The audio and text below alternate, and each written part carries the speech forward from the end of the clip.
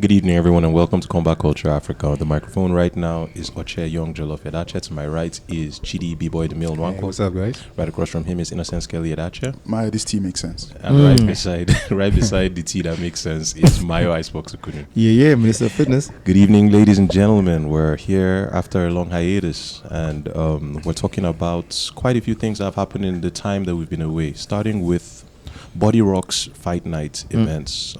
Quite a bit has happened. Had Rocks Fight Night 5, which I was the main event on, right? Yes, you were. Then we went to Bature Brewery in Lagos, Victoria Island. Yep. And it's looking like we're going back there in December again, right? It's looking that way, yes. And we're having another show in TRUCKADERO on the 30th of this month. Yes, we are. And Marcus had a boxing event last weekend. Yes, Crazy, man. Things are happening. I wanted us to start today by pointing out the fact that Abuja is the fight capital of Nigeria right now, and it's because of one person. Yeah. And we all know who that person is. 100%. Dana Black. Hey. I actually looked over like, who's the person? Wait, what? I am the person. You mean you don't know your Dana Black? Dana Black in the hills. Yeah. So, like, my prominence of combat sports in Nigeria is kind of ridiculous right now, and it's largely due to your efforts. How do you feel about that? I think every day is kind of like, I have to like take it in a bit, because it's easy for me to just keep pushing on and just keep firing on, and like, because we have so much to do still. And yes, it's exploding, but we're really, really still infantile with it. So it's about still having that drive, but at the same time still having enough, like, have taken a moment to sit back and say, yo, this is actually happening, and you know, we need to, and we're in the perfect place, and we have the perfect people around, and something incredible is going to happen. 100%. Like, it's one of the things that you said to me last week that resonated with me was that you said next year our lives may never be the same again. Yeah. And that's really profound. And all of us just being along for the journey, contributing in however many ways that we're doing, like, saying that we're proud of you doesn't really cover it, even though, yeah, we're all playing our own little roles to support you, but like, it's the Dana Black prophecy is coming to pass, and we're just seeing it. And this year has just been something else. Something else. So entirely. I think we just needed to honor you by starting this episode by saying that, like, we love and respect everything. Thank you, man. I really didn't expect 100%. that. Yeah. So last weekend we're all in Lagos, Bature Brewery Brawl. Yeah. I hope that by the time I'm editing this, we can have footage of it and like showing all the stuff that happened. Awesome. Chidi, you were the judge at the event. Yeah, one of the judges. Well, what did you think about that event in terms of skill? The discrepancy between like the skill level in Abuja and Lagos fighters, the ladies that were there at the night, because your eyes were scanning. Give us the I'm judging I have to everything. judge everything. B-Boy the Mill. So, what do I start with? Skill level first of all. I mean, before we even went to Lagos, we already knew that Lagos, those guys are a different breed, right? Especially when it comes to boxing. Obviously, they're completely different. But let's say Abuja is more diverse. That's one thing I'm really sure about. There are more diverse fighters here. You can find anything here. But then, obviously, Lagos is more boxing heavy. And it showed that they, like, you even the youngest person, we saw that they had literally the basics down to a nail. Like, everything was clean. And I was surprised. Like, obviously, it's amazing seeing clean boxing like that. But then it was something I expected, like going to Lagos. So I was really impressed by what I'm seeing. And obviously, the sports of boxing, it's not completely dead yet. But then there's obviously a very, very bright future for boys there in Lagos, definitely. Both of you are trainers, right? Given what you saw on the night, did that affect your training methodology moving forward? Are you going to employ different tactics in training? Because there was a clear gap, but that's mostly because of experience. But I just want to know if you had any takeaways on the way back. I didn't per se. It was because for me it was just clear. Apart from experience, it was just the consistency that those guys clearly have. Because these guys clearly eat it for breakfast, lunch, and dinner, sleep it, wake up with it, you know, and you know, dance in it all day. So, and it's different. Our guys over here, they're kind of a bit more like, when I said, well, actually said diverse, but they have a lot of them have other jobs, things that they do as well. So it's like a part-time thing for them. And when you want to take it to the next level, you've got to, a lot of time you have to drop what you're doing in your real life or your major part of your life, and then put all the focus there. So I have no doubt in my mind that if our guys put in that amount of time, they would even be better than Lagos guys. That's what I really believe. Yeah. I will say that what I noticed was that it seemed like they were technically sound, but when it comes to the IQ, like the application, they've drilled it. So the drilling is what comes out. But when it comes to like creativity and expression, like I feel like I don't think the gap is as big as we think it is. I agree with you, except for in one bout. Is that the bout with the two smaller guys? There was a lot of just on the point of creativity. Those two, those were beautiful too. Yeah, those were great to watch. And those were two Lagos boys, right? Yeah, so yeah, one Abuja boy and one Ibrahim. Yes, one first Abuja fight. boy. But overall, yeah, it was a really, really spectacular night as far as opening people's eyes to what's possible. Yeah. So Skelly, you and I were on the commentary desk. Like what was that like for you? That's your first time, right? First time running commentary, and one of the thing I really enjoyed was that I think at first, I don't know about you, but was that your first time? That was mine. That was your first time. Okay. I think I was a little bit unsure about the interplay between both of us, but as the night progressed, I think we settled into a rhythm, and I won't lie, I'm really looking forward to doing more of those with you in particular. I think we could really grow as a pair. So yes, it was new, but I think in the end we took to it quite well, and I think we might have stumbled on something. Can I add to that? Yeah. Because you guys clearly wouldn't say that by each other, but you guys were fucking fantastic. And I love the flow as and because it was an added feature for us for the shows we've been putting together, and it was really new for me because even though I've done shows in the UK before at a much bigger scale than what we've been doing so far here in Nigeria, even with that skill in the UK, I'd never had commentators on. But it's something that I always thought about. But it got, and then this is from people that don't even know you, how it kept them tethered to the show. And for the longest time in show promotion and production, we've always taken into like the fact that the audience a lot of time doesn't know much about what's happening. Of course. So we've always thought about fillers, entertainment. People come and sing, people come and dance, all the kind, just to keep the entertainment factor high.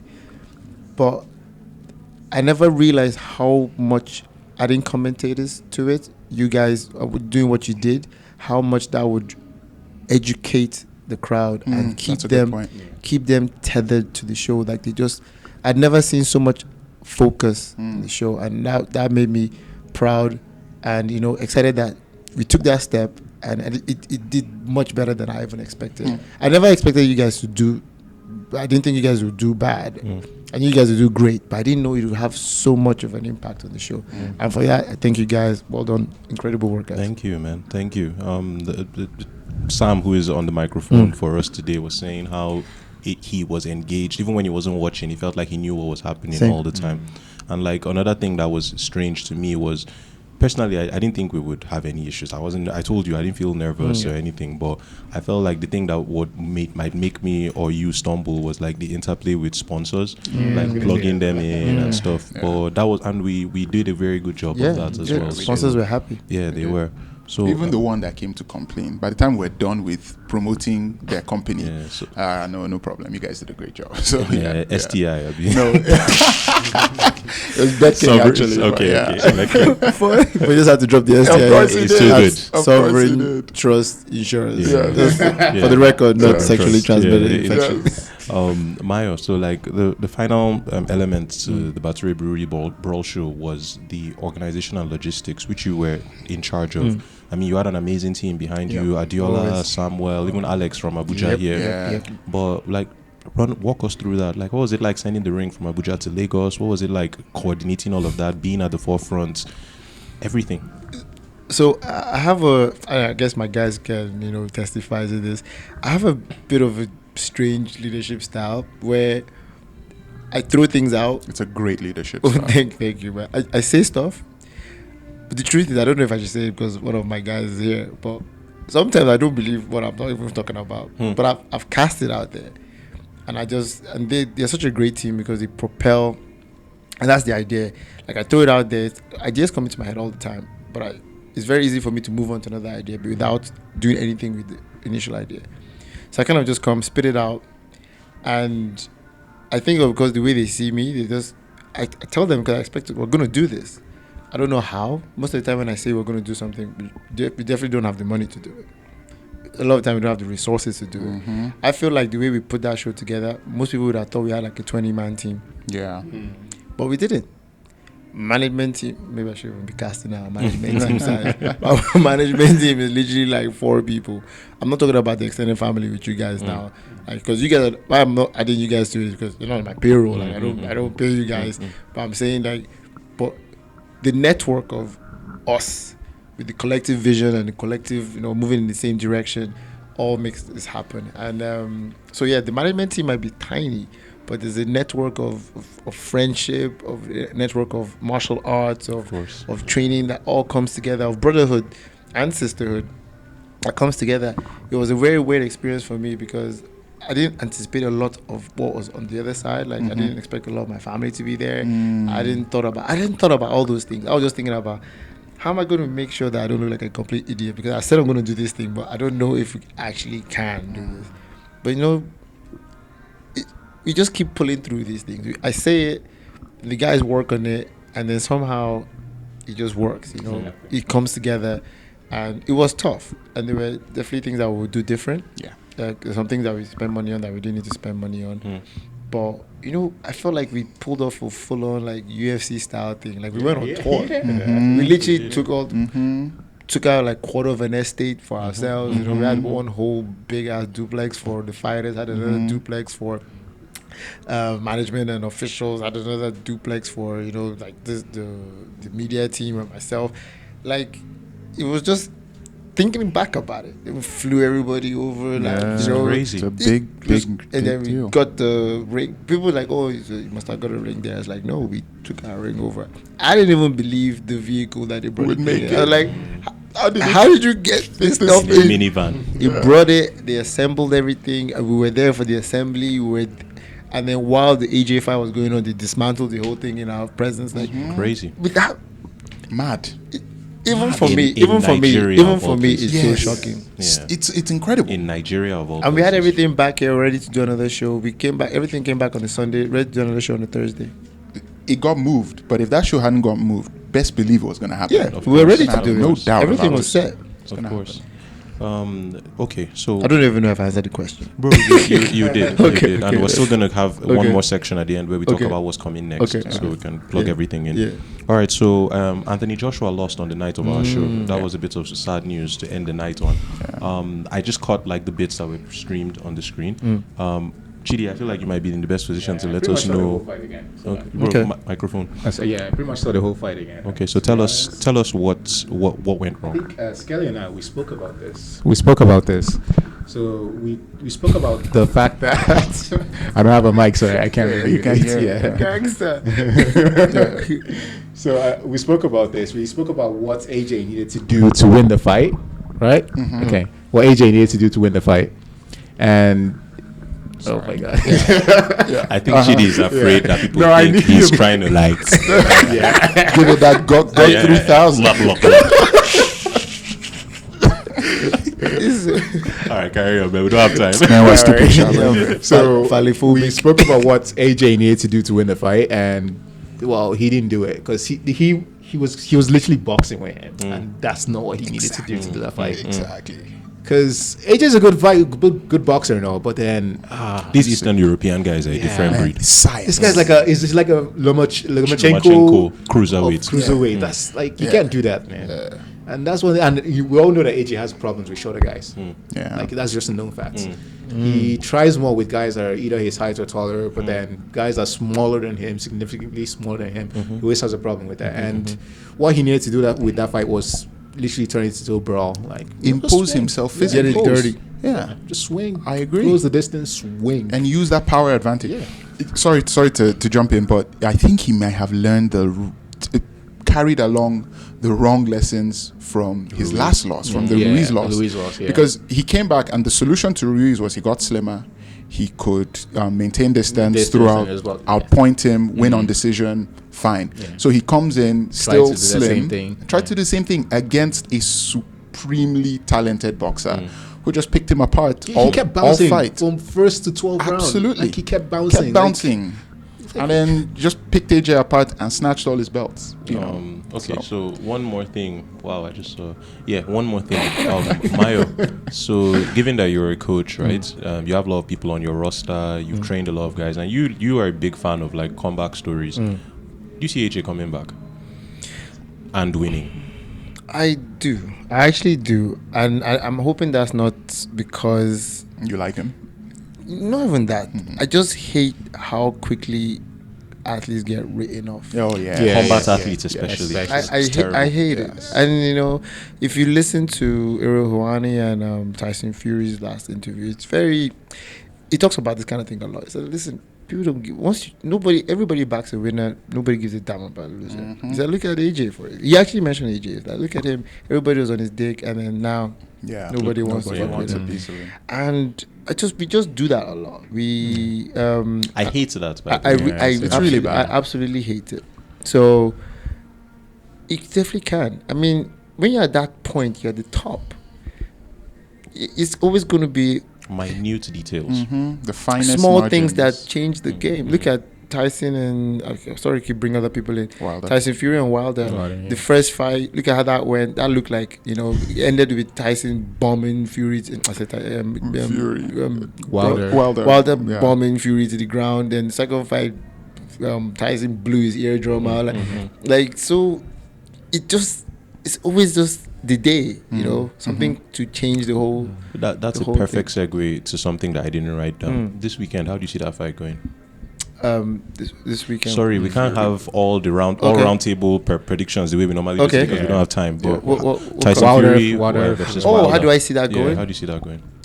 I think Tyson takes it. Yeah? Yeah. Why? I can't tell you why exactly. It's just a gut feeling thing. I just feel maybe I've heard more.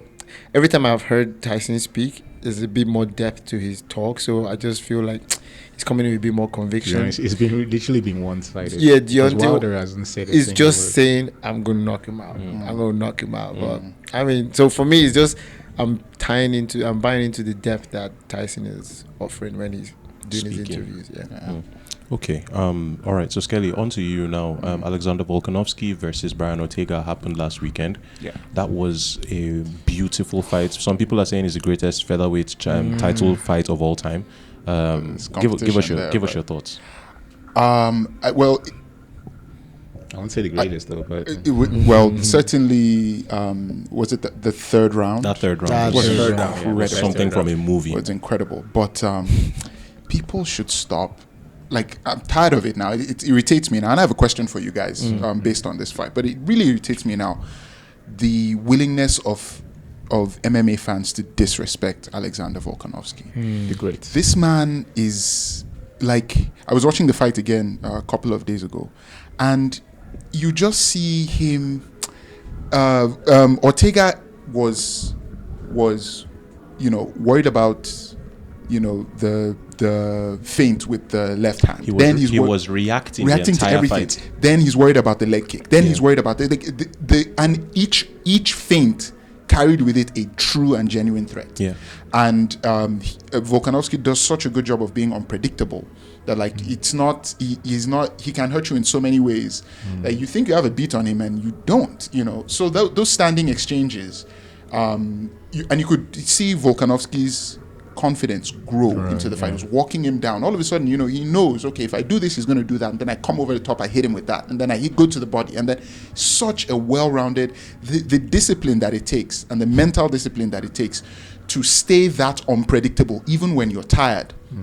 And then let's also talk about his conditioning. His conditioning was This supreme. guy is a monster. He did not get tired. I feel like he could have fought another 3 rounds, no problem. Yeah. Every time he got hurt with something from Ortega or submission attempt on him, he came back. Punished him for it. Fury. Punished him for it. Like, how dare you nearly do this to me? At the end of why that is that round, third round see Ortega Ortega flat on the floor. Yeah. So I think we are witnessing one of the more underrated and, in my opinion, inexplicably underrated, not just careers but champions in the UFC. And quite frankly, I'm kind of tired of it. Like, this guy is amazing, but because of the second fight with Max Holloway, there's a lot of people feel as if And Holloway people won that just fight. love Holloway. People love Holloway. just That's can't another hate thing. So Alex called himself a heel. who does? Alex, he called him. He called himself. This is the worst heel I've ever seen because he's such a likable He's guy. a good guy. Such a good guy. But anyway, this is the one question I wanted to ask, and I'll ask you guys to just indulge me on this. Put your pound for pound cap on. 2 careers so far: Kamaru Usman, Alexander Volkanovski. Kamaru Usman is 19-1. He's on something like a 17 fight win streak or something like that. Alexander Volkanovski is 23-1. Both only have 1 loss. Both have had multiple title defenses. And none of them are in the UFC as well. In the UFC, None of the losses Oh, are yeah, in the UFC, exactly. Both are undefeated in the UFC, and both are very similar age. Kamaru is 34. Alexander is 33. Who do you place above the other in the pound for pound? Because a while ago it would have sounded crazy to say Volkanovski, but I think he's on that level personally. Yeah. No, yeah, definitely. That's the true spirit of what pound for pound means. That's if you I think take weight he out moved of- up, right?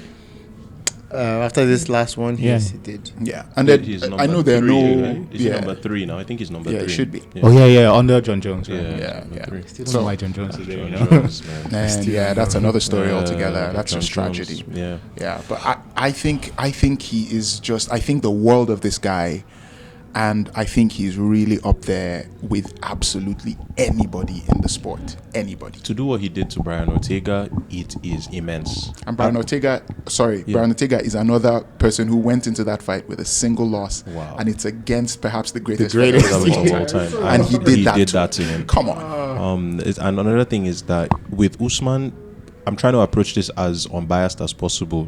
Just bear with me. Usman's fights go the way they go because people are afraid to engage with him in terms of what he's good at, which is wrestling.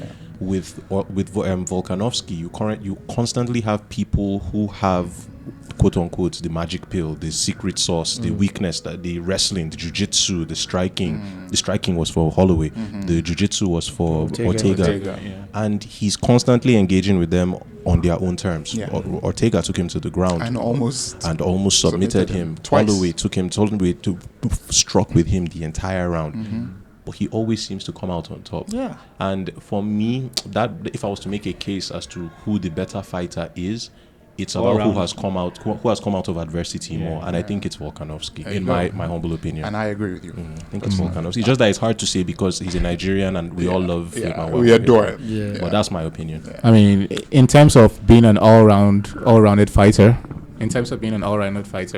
I would say I'll go for Volkanovski as well because again, he, like you said, he's really good everywhere. I mean, Usman is just still picking up on his striking. That City kickboxing team. Yeah, that's crazy. phenomenal. It's crazy. Phenomenal. Yeah, and I'm sure now that we've said this, Kamaru is going to come out and do something. In his next fight. That Colby Covington fight is going to be crazy. Yeah, it's going to be crazy. Because you know they're going to stand. Yeah, it's going to be crazy. Okay, so guys, so what comes next, Mayo?